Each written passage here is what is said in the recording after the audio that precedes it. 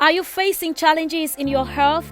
Then Dr. Suleiman Clinic and Labs is here to provide you with the lasting solutions to your health problems. Dr. Suleiman Clinic and Labs is specialized and offers consulting in psychiatry, internal medicine, cardiology, urology, dermatology, gynecology, infectious diseases, and infertility.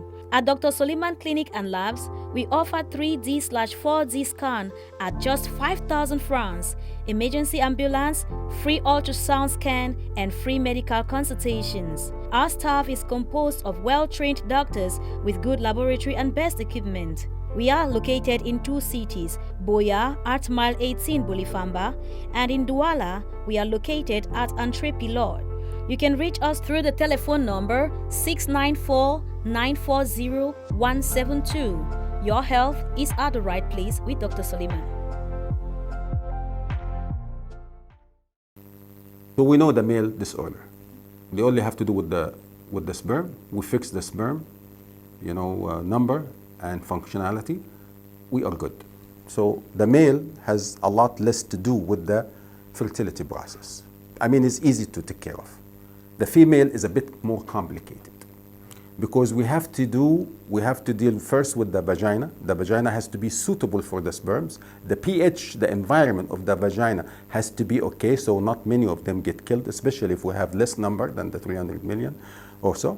Now, the sperms has to pass through a canal called the cervix, and this cervix at this time has to be very thin mucus, almost watery, to allow the passage of the sperms like we have seen. So if we have a problem in the cervix has to be evaluated to make sure it allows the passage. Now after this, the sperms goes to the fallopian tube. So here we have another problem. We have another issues here in the fallopian tube. The fallopian tube could be occluded.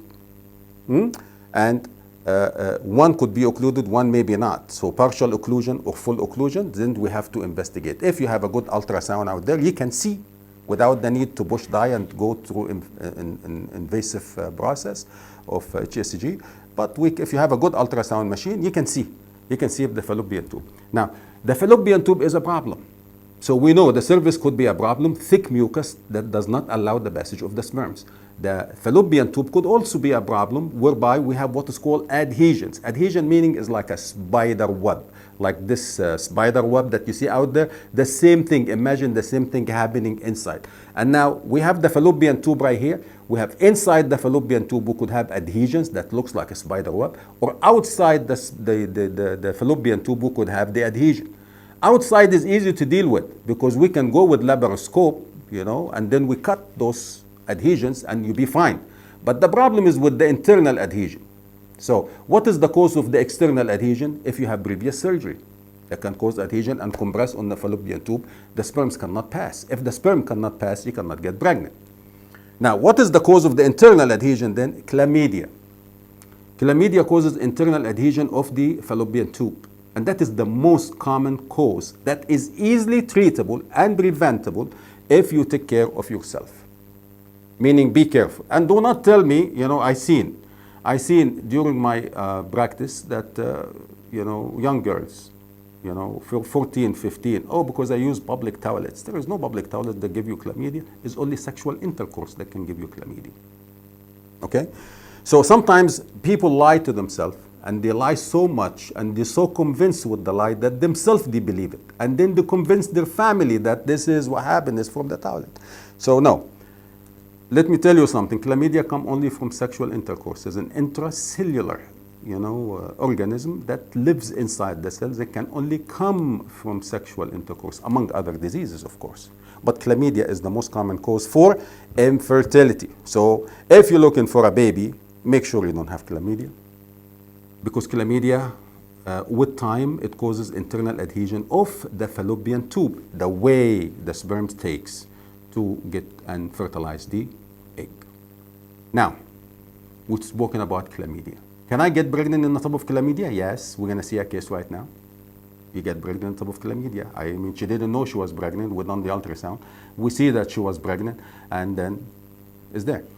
Now, let me start now to tell you when can you get a window of opportunity to get pregnant. Most of us out there do not know how to calculate the ovulation day. The ovulation day is very easy to calculate. First of all, your menses, that is day one. No matter how long is your menses, 1 day, 2 days, 1 week, 100 years, I don't care. Day one of your menses is day one. And you count this now, 1, 2, 3, 4, 5, till you reach to 14. In that 14 day, that is your ovulation day. So menses considered as day one. You count 14 days, and then that will be your ovulation day. So when is my window of opportunity to get pregnant? Day before, day of ovulation, and day after. What I do there, do what you do, have intercourse, sexual intercourse, to hit the window of opportunity, and you'll get pregnant, assuming that everything else is okay. So to calculate my ovulation day, I do look at my menses, that is my day number one. I calculate 1, 2, 3, 4 till I reach 14, that is my ovulation day. Regardless of how long is your cycle, whether 21 days, 28 days, God knows how many days, it doesn't matter. It's always day number 14, counting menses as day number, first day of the menses as day number one. That is easy to calculate. That is very easy to calculate. Now I want to play some problems that can happen now with pregnancy. Did pregnancy always happen in the uterus? The answer is no. Let me play one of the videos. I think number 2, please. Okay, this is just an image. Now, this is a lucky lady. She missed her menses. She didn't have her menses. I usually, when I do the consultation, I run an ultrasound always. Always, I run an ultrasound. Ultrasound can tell you a lot of things that you can never expect. So this is a lady that missed her menses a couple of weeks or so. So actually more than a couple of weeks. And we run the ultrasound and we see this empty space there. Empty space with that circle there, that means congratulations. The pregnancy is intra-uterus, is inside the uterus. And that circle there represents the neural crest, which is, we call it the fetal pole. That means this is a good pregnancy. What we need is to follow up and to see the progression of the growth and the development of the baby. Let's move to the next image.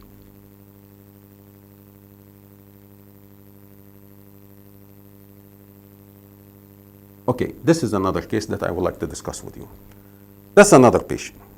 And this, in the top there, this is the uterus. Beautiful. And you see the same thing, gestational sac in the uterus. Beautiful. But what do we see there? I put the color Doppler just to show you. Color Doppler meaning the technology inside the ultrasound machine that can lead red or blue, indicating this is a blood vessel. But see, this black at the bottom there is no indication as a blood vessel. That means this has to be fluids.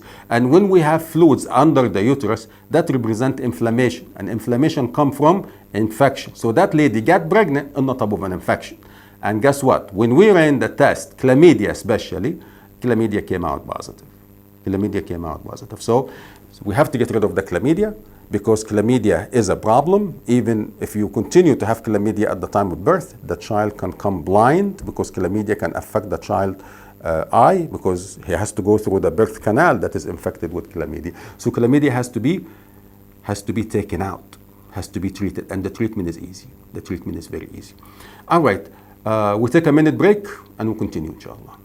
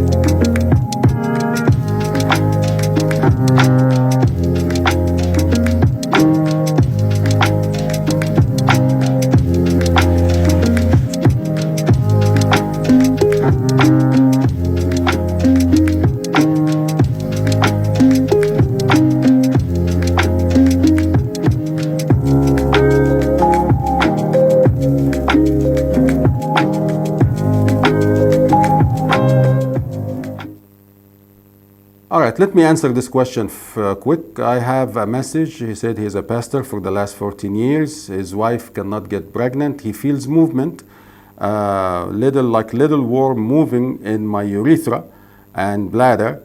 My wife has hormonal imbalance. We need to check this out to see if it's really true or not. And how can we handle this situation and have a child? Well, this sensation of things moving in the urethra, that's a sign of infection. That's a sign of infection. So the first thing we check you for, we do infectious profile and we see if there is any infection or not. This is the most common cause, and that is the easy way to find out if there is an infection or not. This is number one cause to prevent pregnancy. So it's very easy. Please, run an infectious profile, and then we can take it from there. So I have another one, but let me take them in a few minutes. Okay, now, so this is the situation here. This is the situation here. If you get pregnant in the top of chlamydia, you're lucky, because maybe chlamydia has not been there for a long time to do the internal adhesion in the fallopian tube, like we have discussed, and you get lucky. So pray. So second thing, it's easy to prevent chlamydia. Before you have a sexual relationship with somebody, can you please check yourself out and check your partner out, so at least you'll be at ease. I'm going to tell you a story that happened yesterday, a small story. I have a man, he's my client, my patient for years, since 2014 or so, since I started coming to Cameroon. I'm Egyptian, by the way, so I live in Cameroon for 7 years, and Cameroon is my country. So I'm also a citizen of Cameroon. So, I'm a Cameroonian just like you, just the skin color is a bit lighter. So this guy came, and he's a friend of mine, he's a patient, he's an old patient, and he said, oh, I got married, this is my new wife. The lady looks very nice. You wouldn't believe. When we're in the test, she is HIV positive. So I asked him, how many times have you had sex with her? 4 times. You're lucky. It's God who made you come here today. Stop old sexual relationship, and you come back after 3 months. And I need a viral load in the lady and a CD4 count to see how advanced she is, because this is how HIV works. The viral load has to be high up so much before it spills over to the semen or the vaginal fluids. Which one is easier to catch HIV, a male or a female? A female, because of her nature, her anatomical nature. She is a recipient. A male is a bit difficult to catch HIV. So the female is much easier. And now it depends on the viral load. If the viral load is high up in the blood, it can spill over to the semen or to the vaginal fluid, and now this patient is contagious. Can give it to you. What is the chances? 1 over 250. That means I can get it after 250 times that I have sex? Yes, or you can get it from the first time. If you have laceration and blood contact happen, how do you know? I don't know. So what is the best way? Use protection before you have a long-term relationship with somebody, or a short-term. It doesn't cost much now. Do the hepatitis, sexually transmitted, hepatitis B, sexually transmitted, chlamydia, venereal diseases, syphilis, HIV. What? And you have a peace of mind. You have a peace of mind. Otherwise, you're going to go through a very hard time, especially, I don't want to go into it. So, let me play the next video. We're very much running out of time. Let me play the next video. How are you? What are you feeling? I feel fine. Okay, that's good. I'm talking about the complaints. I'm happy that you feel fine. What is the complaint? The complaint I have is no period. Since when? Since, I think, November. November? Yeah. That is how many months now? 4 or 5 months. 4 or 5 months. So you have no menses for the last 4 or 5 months? Yeah. Not even the spots? Nothing. You didn't notice anything? Nothing. And then what? And I had a miscarriage, I think, December 9th. So how are you going to have miscarriage without seeing any blood? Well, actually, I did see blood. So you did see blood. So it's Yeah. not since November, it's Not since December. November, now. since December. Okay. So since December, no period. So since December is no period. So how many months now? 3. 3 months. Okay. Yeah. Or you had another miscarriage after December? No. All I haven't had right. any. So the last time you think it, how do you know it was a miscarriage? Because I went to the hospital. And they told you it was a miscarriage? Yeah. They confirmed it was a I miscarriage. confirmed it. But they told you how old was the pregnancy when you had a It miscarriage? was just, I think, 6 weeks. How do you know? They seen with ultrasound Well, before? they saw it with an ultrasound.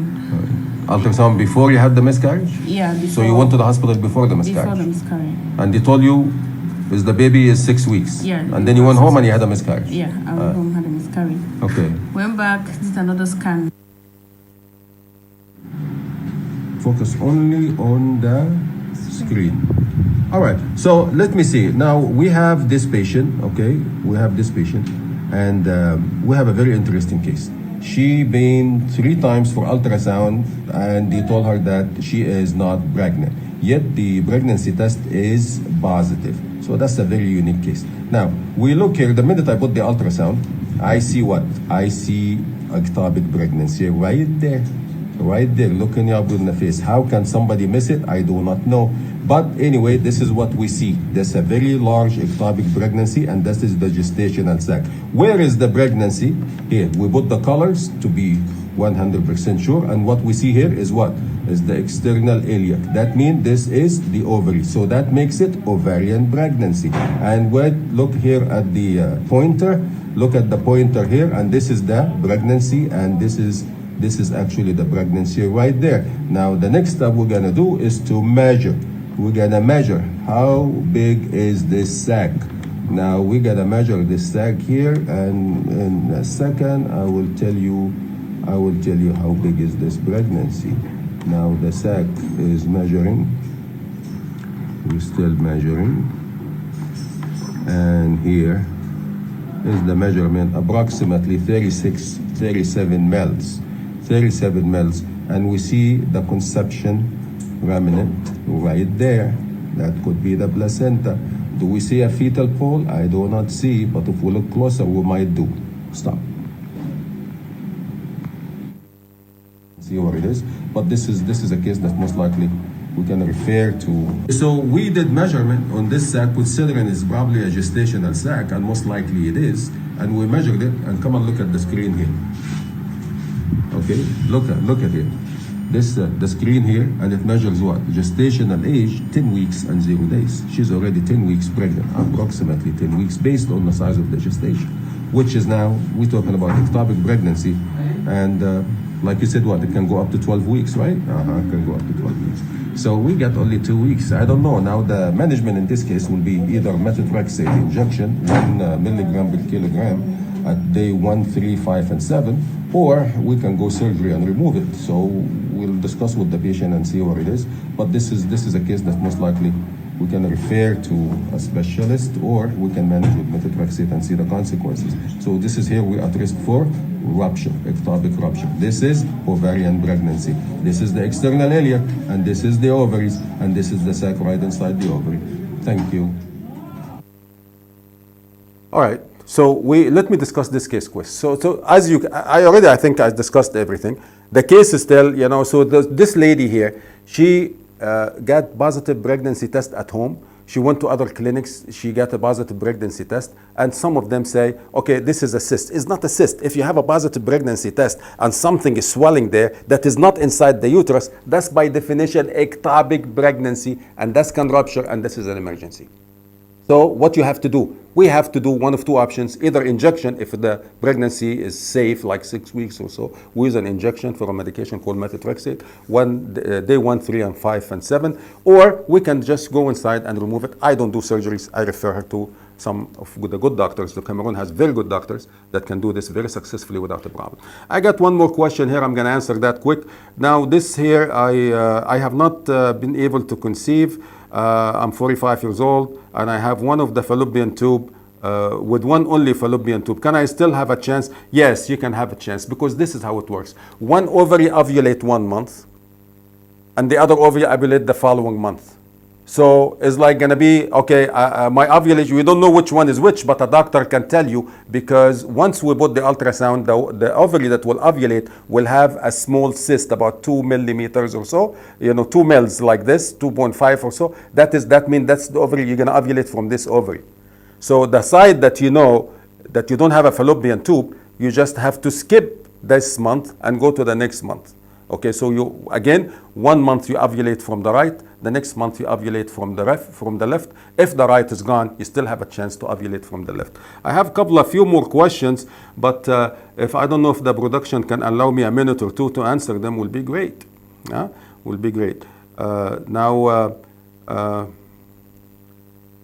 Yeah, this man here is very much the same thing, but he's a man. He said he has lost one of his testicles during an operation, and he has only one testicle. Can he still conceive? The answer is yes. The answer is yes. He can still conceive, is no problem, because what one testicle does, the two testicle can do. If we eliminate one, you still can, can take another, can do another one. But hernia does. What the hernia got to do with the testicles? If you have an inguinal hernia, they push the hernia back and they suture and they fix and they don't touch the testicles unless there was something wrong with the testicles. That's why they have removed it. But the hernia has nothing to do with the testicles, my friend. It's just hernia that drops inside the scrotum and can cause strangulation, meaning a lot of pain. You cut the blood supply for that pieces of intestine. You just have to push it back, suture up. And if you have to do some mesh or something so nothing can fall down again, and that's it. But unless the testicles are bad, then you will have to remove it. But the answer is yes, you can conceive. What one testicle does, the same thing two testicles can do. So you can live with one testicles, you can live with one fallopian tube, the same way you can live with one kidney. Is not a problem. It's not a problem. We still have a chance. There are more other questions, but I think we'll end up here. I think my time is up. Thank you very much and for listening to me, and I will see you, God willing, next Saturday at 5 o'clock. And if you have any questions that I have not answered, please, you have my WhatsApp, 694940172. You can send me your question, and I'll be more than happy to answer you and help you as much as I can. Thank you very much out there. Have a nice weekend, and God bless you all.